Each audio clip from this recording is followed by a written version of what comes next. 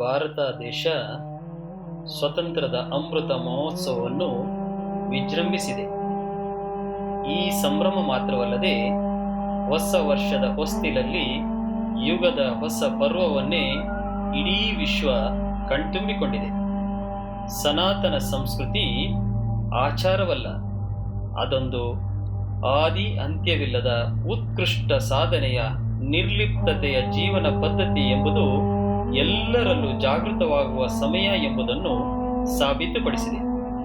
ಯೋಗ ಪರಂಪರೆ ಮತ್ತು ಸಾಧನಾ ಕ್ರಮಗಳಿಂದ ಪಂಚಮುಖಿ ಶಿಕ್ಷಣದ ಮೂಲಕ ಯೋಗ ಜೀವನ ಪದ್ಧತಿಯನ್ನು ಪ್ರತಿಯೊಬ್ಬರಿಗೂ ಉಚಿತವಾಗಿ ಪರಿಚಯಿಸುವ ಸತ್ಕಾರ್ಯಕ್ಕೆ SPYSS ಸಮಿತಿಯು 1980ರಿಂದ ನಿರಂತರವಾಗಿ ತೊಡಗಿಸಿಕೊಂಡಿದ್ದು, ರಥಸಪ್ತಮಿಯ ಆಚರಣೆಯ ಮೂಲಕ ಪ್ರತಿ ವರ್ಷ 108 ಸೂರ್ಯ ನಮಸ್ಕಾರಗಳನ್ನು ಲಕ್ಷೋಪಲಕ್ಷ ಯೋಗ ಬಂಧುಗಳು ಆದಿದೈವಿಕ, ಆದಿಭೌತಿಕ ಮತ್ತು ಆಧ್ಯಾತ್ಮಿಕವಾಗಿ ನವ ಚೈತನ್ಯವನ್ನು ಪಡೆಯಲು ಪ್ರಕೃತಿ ಮಾತೆಗೆ ಸಮರ್ಪಣೆ ಮಾಡುತ್ತಿರುವುದು SPYSS ಸಮಿತಿಯ ವಿಶೇಷತೆ. ಯೋಗ ಬಂಧುಗಳೇ,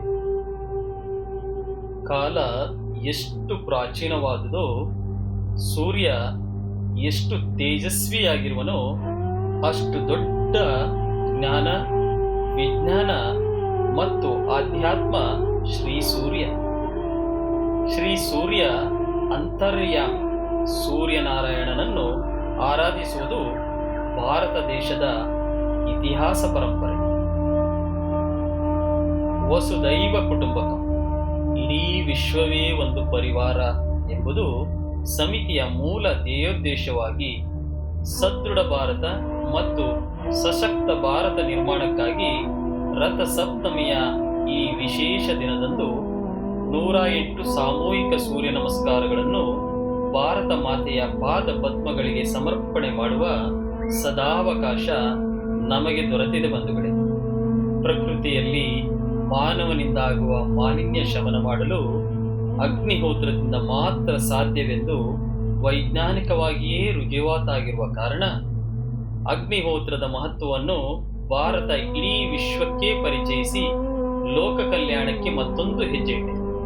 ಈ ಸತ್ಕಾರ್ಯವನ್ನು ಕಾರ್ಯರೂಪಕ್ಕೆ ತರಲೆಂದೇ SPYSS ತನ್ನ ಎಲ್ಲ ವಲಯ ಶಾಖೆಗಳ ಮೂಲಕ ಇದೇ ವಿಶೇಷ ದಿನದಂದು 1008 ಅಗ್ನಿಹೋತ್ರವನ್ನು ಪ್ರತಿ ಜಿಲ್ಲೆಯಲ್ಲೂ ಆಚರಿಸುತ್ತದೆ. ಬನ್ನಿ, ಈ ಪರಮ ಪವಿತ್ರವಾದ ಸತ್ಕಾರ್ಯದಲ್ಲಿ ಈ ವರ್ಷವೂ ನಾವೆಲ್ಲರೂ SPYSS ಸಮಿತಿಯೊಂದಿಗೆ ಸಕ್ರಿಯವಾಗಿ ಪಾಲ್ಗೊಳ್ಳೋಣ.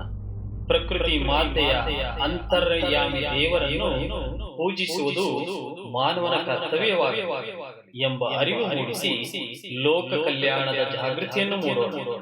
ಹರಿ ಓಂ.